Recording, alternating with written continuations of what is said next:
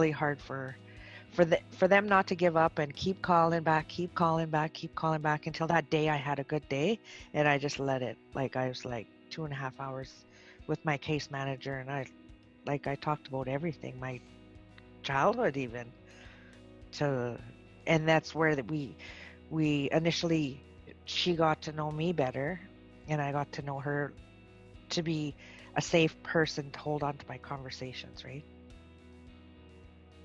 It's all about building relationship and that therapeutic alliance. I mean, when people come to the VODP, they come with no judgment, right? Because people come from all different walks of life. We have people who are here strictly for pain management, who, just don't want to be taking prescribed medication anymore. We have people who are coming here because they're homeless, and they phone us from pharmacy because they don't have a phone, and we're able to connect with them where they're at. So I think it's just really about, for me, it's about meeting people where they're at and empowering people to be able to define their worth outside of some of those societal norms and some of the systemic issues. So both Suboxone and methadone are opiate replacement therapy. Methadone has really, really restrictive prescribing guidelines, which is why we can't start people on methadone the same day. But for that Suboxone, we can get them an emergency prescription. So Suboxone attaches to the same receptors in your brain as an opiate. So it takes the place of that opiate. It's going to take care of your withdrawal symptoms and your cravings so that you don't have to use other opiates like fentanyl or heroin, things that can kill you. So it's really, really amazing that we can get people started right when they're ready, in that moment when they call us. When we first set up, we tried to have as fast of an intake as possible, because we know that if a person needs help today for opioid addiction, they actually legitimately need help today. If we wait till tomorrow, number one, they might be dead. But number two is that they may not be desperate for help tomorrow if they manage to secure a supply. And so if we need, and I think if you asked any family member, any loved one of someone who's struggling with this addiction, they would tell you exactly the same thing, that timely access to care matters. I have been addicted to opiates since 1996. I have to thank Allison from ADAC here in Brooks, Alberta. She set me up with Dr. Day, and she saved my life by doing that. I had my first Zoom with Dr. Day, and I'm telling you, he made me feel so comfortable. He was so approachable. I felt like I could just share my life story with him. He wanted to listen to my story.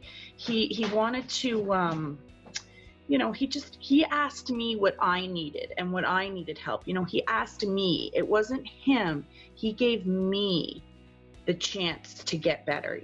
And I'm telling you, the Suboxone I take daily. I'm on 4 milligrams, and that's all I need. And I don't have, it's just made me have a normal life again. My motto, especially in this role, has been people really don't care what you have to say until they know that you care about them. And so my goal in building that rapport with clients, because when I first started, I didn't know if it would be possible to build a virtual rapport with a person. My job, I feel, at the forefront of every single interaction is to communicate that I care, that I'm there working with them, and it's more of a privilege for me to be on their journey with them. We're not a punishment-based program. We always want to make sure that safety is, that's top of the list. But if you're safe, we can work with you to sort of make this as, build your care plan to what you would like it to be, rather than like a cookie cutter one size fits all, because it just doesn't work. If we can get them feeling well, we can get them to a point where they're feeling good enough to go and work and get housing or try and work at getting their family back or establishing relationships again and getting well in a lot of different areas in their life. So it's a big picture too that we're helping with addressing one thing sometimes.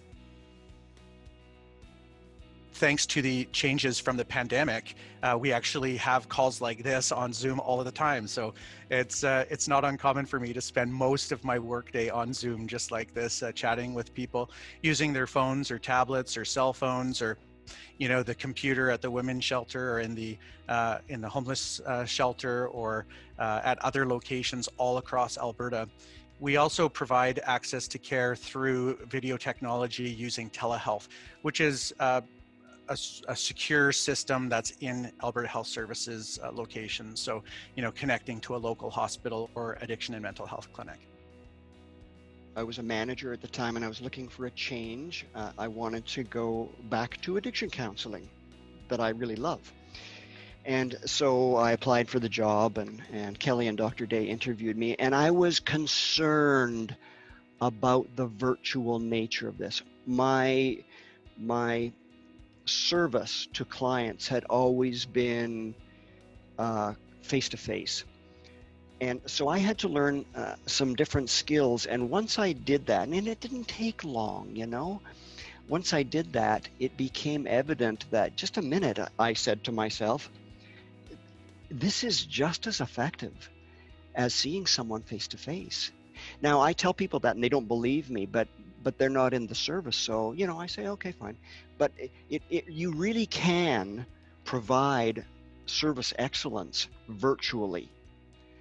You have to do it differently, but you can. So I was skeptical in the beginning, and I'm a believer now.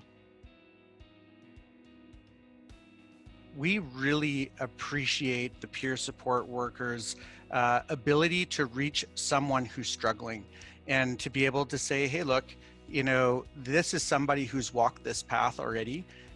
Everyone's path is different, but they've walked this journey, and they may have some insights, or they may be just a good listening ear, or they may be a reality check for you. But if we've got somebody who's struggling with specific issues, Lisa's a great resource for us.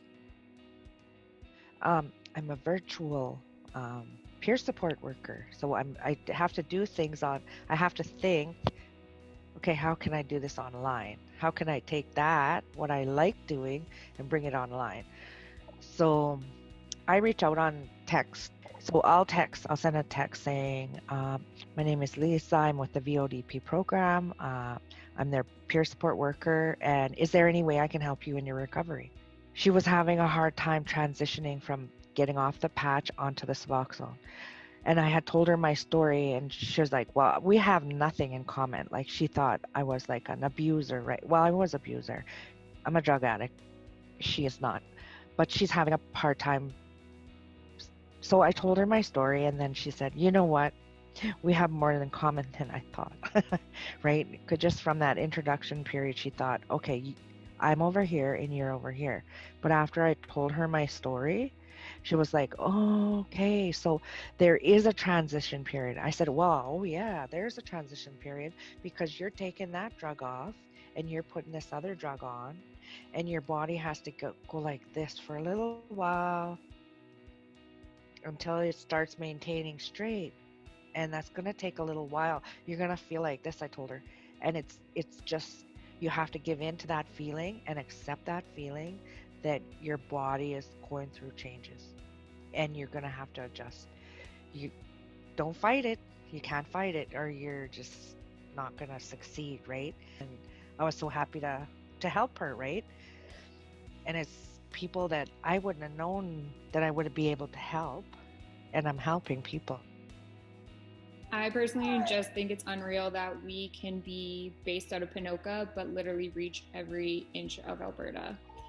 The fact that if they just have access to a phone, they can call us and they can get help in the most vulnerable state they've ever been in. We've had also lots of people that reach out for others on their behalf, which is really neat as well. So that's also, if you know someone, reach out. I'm just proud that we can hit the entire province and everyone has access to a program.